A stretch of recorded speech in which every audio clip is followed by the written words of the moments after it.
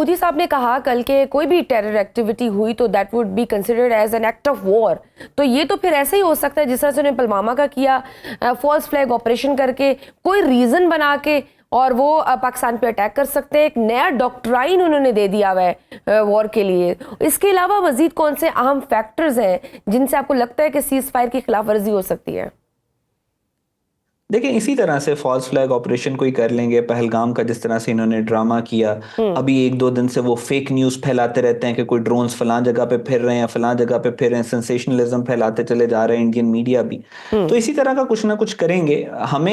हम जब इन्होंने पहलगाम किया था, हम तो उस वक्त भी तैयार थे for an all out war, और अभी भी हम एक एक्सटेंडेड वॉर के लिए तैयार हैं। देखिए, जंगे जो पिछले दुनिया की तारीख में हुई है, हर जंग में कोई जीतता है कोई हारता है, किसी को ज्यादा नुकसान होता है, किसी को कम नुकसान होता है, और हमेशा कोई ना कोई हमला करता है, और हमेशा मिसकैलकुलेशन कोई ना कोई फरीक करता है। तो इंडिया इस वक्त इतनी ग्रेव मिसकैलकुलेशन ये लोग कर रहे हैं कि ये पाकिस्तान के साथ अब इनका इस ऐसे स्पॉट पे ये फैशिज्म इंडिया का पिछले 10-12 साल के बाद इतना ज्यादा इन्होंने इंजेक्ट कर दिया अपनी पॉपुलेशन के अंदर ये फैशिज्म। आपने देखा कि जो इनका फॉरेन सेक्रेटरी था इंडिया का, उसने सिर्फ अनाउंस किया डी एस्केलेशन के बारे में। उसने कहा जी हमें मार पड़ी, हम डी एस्केलेशन कर रहे हैं। वो जो भी उसने बयान दिया, उसकी बेटी को रेप थ्रेट्स देना शुरू कर दिए इंडियन पॉपुलेशन में ये बीजेपी के फॉलोअर्स ने, टू द एक्सटेंट कि उसको अपना ट्विटर लॉक करना पड़ा। आप इमेजिन करें, पाकिस्तान का नहीं, वो इंडिया का फॉरेन सेक्रेटरी। और ये वो नताइज हैं जिस नफरत और तकसीम की मोदी बात करते हैं। जी बिल्कुल, और वो पूरे इंडिया में आपको नजर आ रहा है। इतनी रेडिकलाइज सोसाइटी। आप देखें इनकी बॉलीवुड को आप उठा के देख लें, पिछले 4-5 साल से कश्मीर फाइल, ताशकंद फाइल, गदर 2, ये सारी वो मूवीज, सीक्रेट गेम्स, ये सारी वो मूवीज और शोज हैं जो बिल्कुल एंटी पाकिस्तान, एंटी इस्लाम हेट्रेड, जीनोफोबिया कूट कूट के इनमें भरा हुआ है। और बॉलीवुड, इन्होंने बॉक्स ऑफिस पे बहुत ज्यादा बिजनेस किया। तो जो लिटरेचर होता है या सिनेमा होता है किसी भी सोसाइटी की, डिपिक्ट करता है कि वो मेंटली कहां पे खड़े। तो इन्होंने जो रेडिकलाइजेशन पोलराइज कर दिया इंडिया को, तो जो पॉपुलेशन इस वक्त इनके साथ है, जो इस वक्त इक्तदार में है, जिसकी आवाज जिसके पास इस वक्त पावर है, वो बहुत ज्यादा रेडिकलाइज्ड है। वो मोदी को सुकून नहीं लेने देगी, वो पाकिस्तान के वजूद को ही तस्लीम नहीं कर सकते। सो ये जो फाइनल बैटल इस वक्त, ये जो अब ये जंग शुरू हो चुकी है, मैं बार बार हर किसी को यही कह रहा हूं कि बैटल खत्म हुई है, war is far from over. ये लंबी चलेगी जंग, और इंशाल्लाह ये मोदी खुद अपनी इनसिक्योरिटीज, अपने फैशिज्म की वजह से इंडिया को दोबारा से छोटी छोटी रियासतों में तकसीम कर देगा।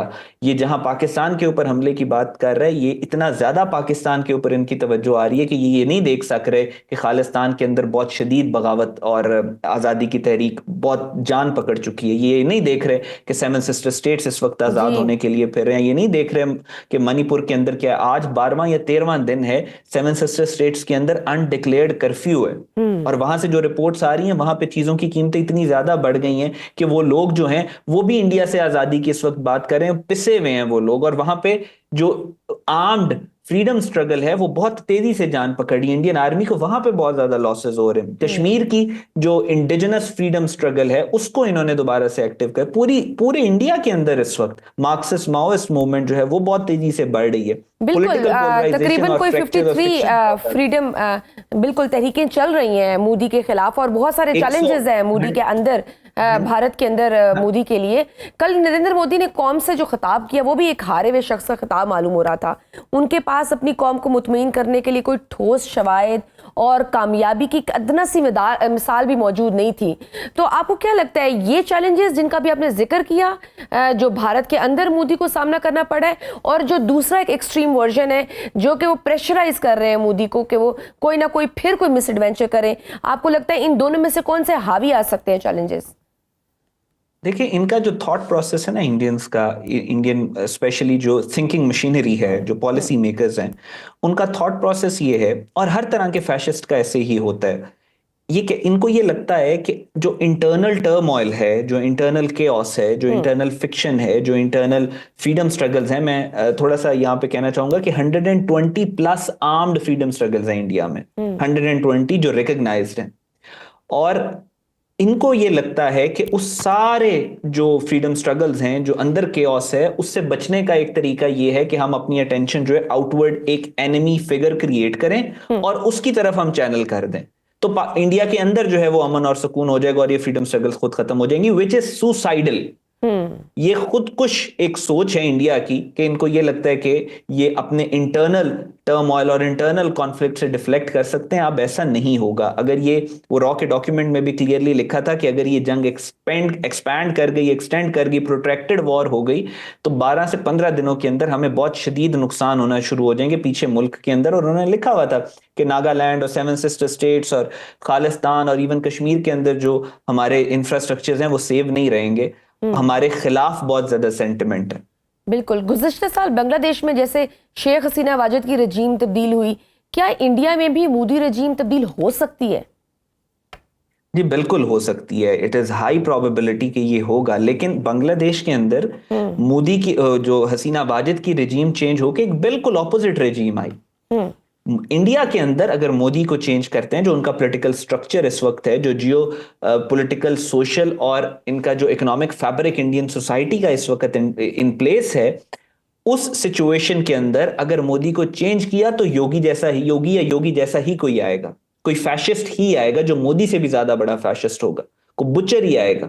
सो ये कहना कि मोदी को चेंज करके कांग्रेस की हुकूमत आ जाएगी या कोई प्रो पाकिस्तान आ जाएगा या प्रो पी पाकिस्तान ना भी है, कोई अमन पसंद आ जाएगा लीडर, तो वो ऐसा आई डोंट थिंक कि आजकल के इंडियन पॉलिटिकल एनवायरनमेंट में ये पॉसिबिलिटी है। क्योंकि बीजेपी हुकूमत आवाम को बेवकूफ़ तो बनाने के लिए पूरे मुल्क में 11 दिन के लिए मार्च करने जा रही है। आगे बिहार में इलेक्शंस भी हैं, तो इन इलेक्शन पर भारत की इस बदतरीन शिकस्त का कितना असर पड़ेगा?